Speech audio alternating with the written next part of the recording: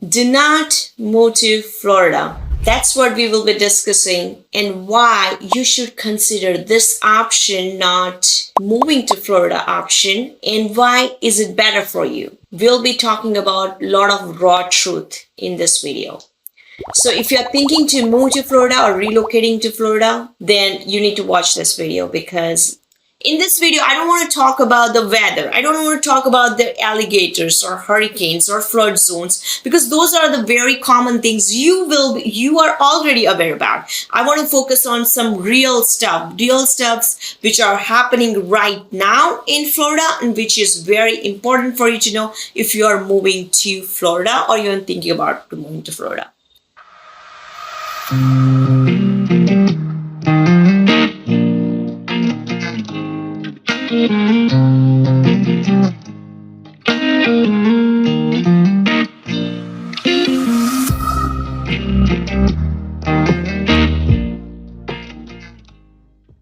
My name is Komal Acharya. I'm a Florida resident. I'm a proud Florida resident. But yes, I'll be making this video where I want to put the raw truth. So Florida is very famous among relocation, but it is not for everybody. And a lot of things changed, as I told you, in the last couple of years. So number one, affordability. Florida is not any more affordable state. I will not consider that way. A lot of people are struggling. Recently, I was looking at the news, like in Hialeah, there are 165 eviction has started only among 3 buildings, which is the huge news. Why? Because people are not able to pay the rents. And the rent, this is not something I'm talking about $1,200 or $1,300. This is studio to 1-bedroom property, around $2,000 they were already paying. Now they've increased almost $700 to $900 in a one shot. And people are not able to afford, who are not giving the rents in a month, like in the next month. They are getting the notice in a 2 weeks period, which is a huge problem, because if people are living family with kids, then it's a huge problem where they are trying to survive in the scenario, but unaffordability is killing it. Why the rents are high? Because, as you know, the prices are up, interest rates are up, people are not able to afford, and that is why a lot of them wants to rent. And the inventory wise, Florida housing are less, especially in the South Florida. If you go further in the North Florida, it's a little bit different story. This is, I'm talking more about the South Florida story. So average price point, we're running around 500,000. Now average price point is a similar style of neighborhoods, which is around 800,000 to $1 million, which is the huge shift happening. And even in a buying side, let's say A+ school zone cities are crazy numbers higher. For example, in a Parkland, one time before, just before the pandemic, properties were around 600,000, single family, 3+ bedrooms, beautiful locations. And now in 600,000, you will not even get townhouse. Yes. I mean, hardly you get a townhouse. You do get a townhouse, but not like I'm sarcastic way. Of course, I'm telling, because it's so difficult to now get a single family houses in cities like Western or Parkland below 600,000. And townhouses ranges around 500,000 to 700,000, which is again very huge shift. So affordability is becoming a big question. Of course, people are making changes, like let's say the southern side is more getting expensive, so they are moving to northern side like Palm Beach County or Okeechobee County, Seminole County. So they are going up north, and that is kind of shift is happening. So if you are, let's say, relocating and you have a concern about the price, then do not consider to live in, especially Miami-Dade County or even in Broward County, in some city. Now, number 2 is cost of living. Let's say, other than the real estate, how it is doing. It's not that bad. Those things are almost Nationally, we are seeing a spike in a groceries, in a gas prices. It's almost similar, but it's much cheaper actually than other states. So cost of living, I mean, in general, it's not bad except the real estate part. Now, another big issue happening here is the property insurance. This property insurance prices have been almost doubled. Like properties where insurances were charging around $1,500, they have started sending notices to the homeowners, and they almost double, like $3,000. And there are some issues going with the property insurance companies because a lot of companies have backed out since 2022, and that's where the spike started happening in 2023. Right now, this year, as I speak, there are some changes government is doing where they are trying to give some break in insurances, but it's not as much as was before. But again, this is one of the things you should be aware about, because just like a property taxes, insurance is also counted in your monthly numbers. So it's very important to understand how much insurance will be. And in general, I'll be honest, like compared to other states, property insurances in Florida homes were always in a higher side, because we do get the hurricanes, even though we do get or don't get, but we do fall into that category where the hurricanes comes and goes. So insurances, they want to protect them, because you never know what kind of hurricane comes and it wipes out them. Their accounts goes to zero, just like it happened in Hurricane Ian, where Fort Myers, I think on $80 million, the insurance had to go through the claims, which is a very huge amount. Especially after that,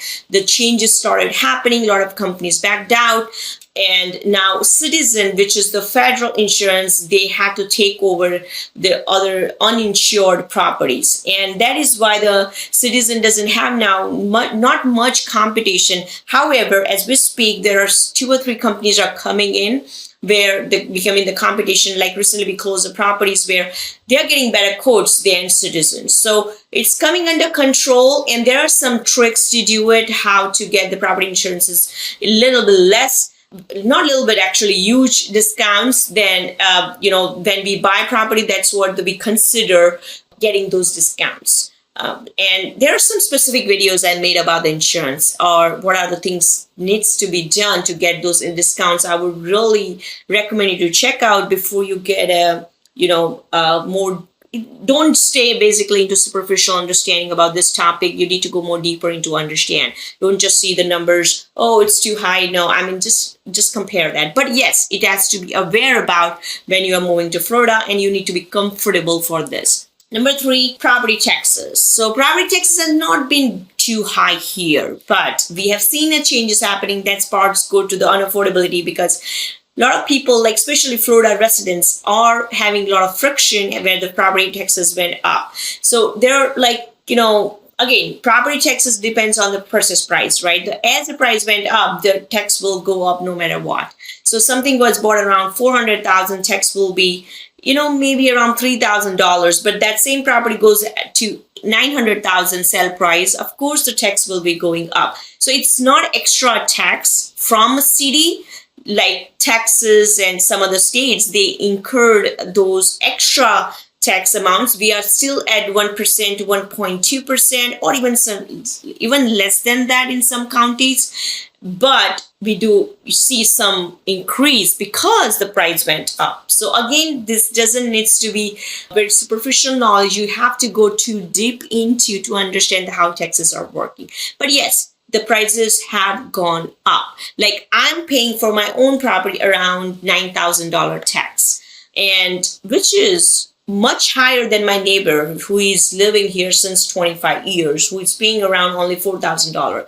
Similar style of property, similar style of dwelling system. Now, my last point is the condo associations. Condo associations is a huge topic right now. The reason I'm mentioning, because in Florida, it's very much condo having the homeowner association, which is called HOA, because that's something I've seen a lot of other states doesn't have. Even though in apartments or condos, they don't have.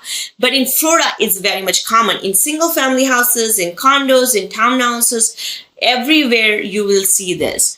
Very few communities, especially older communities, does not have HOA. I live in one of those communities where we don't have a HOA, and that's very much plus point. People love it.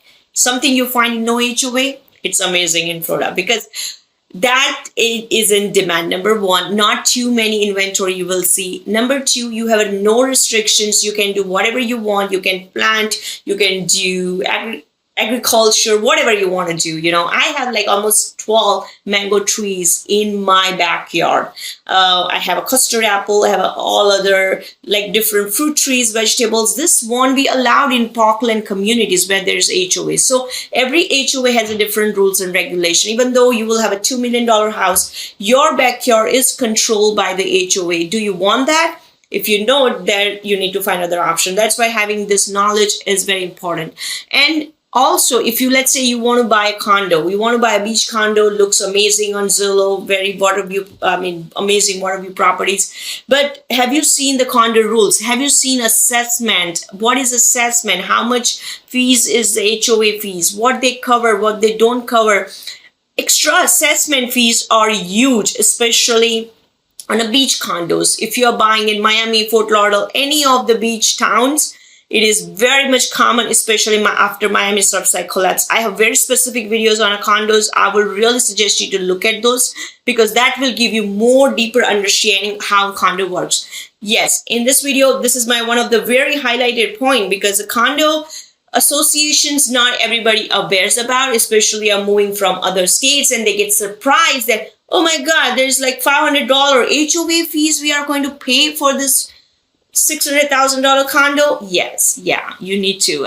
But there are certain stuff in condos. They do cover roof, they do cover exterior, balconies, and they do offer a lot of amenities. So if you go in one of those beautiful parkland homes in community neighborhoods, which are the HOAs are around $700 per month, but they're resort style clubhouses, they're restaurants, conference rooms, like 2 or 3 pools, splash, lot of stuff. So those extra stuff which you are getting an advantage, that's why you are paying the 700. But the one part I don't like, which I told you, is they control a little bit of your backyard because you have to have a permission to do anything in your backyard or in your front yard.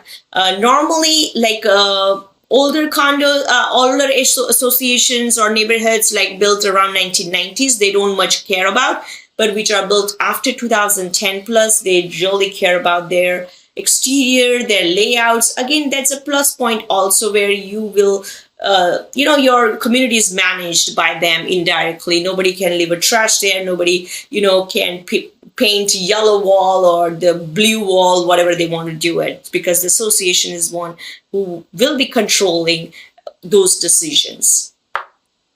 So think about it. Are you comfortable for these facts? Otherwise, you need to consider this one. So I hope this video was helpful to you guys, and watch my other videos. I'm not against Florida, by the way, but yes, I want you to learn about the facts which are important to know when you are relocating or moving to Florida, especially South Florida. Thank you for watching my video. Thank you.